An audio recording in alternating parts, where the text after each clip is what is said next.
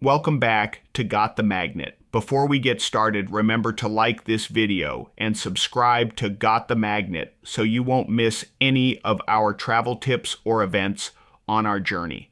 So let's talk about something we get asked all the time. Should you get travel insurance for a cruise, or is it just another add-on they're trying to sell you? Yeah, especially first-time cruisers always wonder if it's really worth the additional cost. And honestly, we used to ask the same question. So first, what is travel insurance? It helps protect you if something unexpected happens before or during your cruise. Things like canceling your trip, missing the ship, medical emergencies, lost luggage, or even needing medical assistance while on board. Travel insurance is usually a good idea if your cruise is expensive or if you could not absorb a financial hit should an unexpected event occur. If you're flying to the port and you have a delayed flight and you miss your cruise, not only did you miss your cruise, but you need to find lodging and/or a way home. It's also smart during hurricane season or if you or a family member have any medical conditions. Basically, if losing that cruise money would hurt, insurance is probably worth it.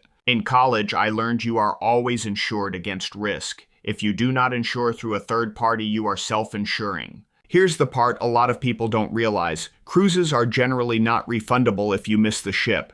The only thing you will get refunded is port fees and taxes. If you miss the ship, have to cancel last minute, or need medical attention during the cruise, you could be out thousands. And medical care on board or overseas, that can get really expensive really fast. If you get sick or injured on a cruise ship and need to see a doctor, this will not be covered by your home health insurance. You will need to pay for onboard services out of your own pocket. It also gets really expensive if you needed to be taken off the ship by helicopter or be evacuated at the next port of call. It is rare to see passengers airlifted. It is common to see ambulances in port. On our last cruise, there were 2 ambulances waiting for our ship to dock. Now, when you book your cruise, the cruise line will usually offer their own insurance. And that's convenient, but it's not your only option. Third-party insurance often has better coverage, especially for flights and medical care. It is important to read what's actually covered, and more importantly, what is not covered.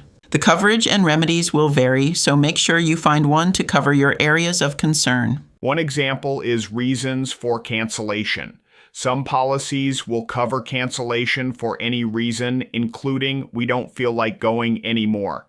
Other policies may be limited to illness or injury, but not cover severe weather. It is best to compare several policies to determine which one is best for you and what risks you are willing to accept yourself. There may be times when insurance might not be necessary, like if your cruise is fully refundable, you're driving to the port, or you're comfortable taking the risk. Some credit cards also offer travel protection, but make sure you check the details carefully. A lot of people assume they're covered until something happens. For us, travel insurance is really about peace of mind. Because we travel often, we have an annual policy which covers multiple trips. We will discuss annual policies in a future video. Cruises are supposed to be relaxing, not stressful. So, should you get travel insurance for a cruise? For most people, especially first-time cruisers, the answer is yes. If this video helped, give it a like. Subscribe to Got the Magnet. And drop a comment below. Do you buy travel insurance or do you skip it?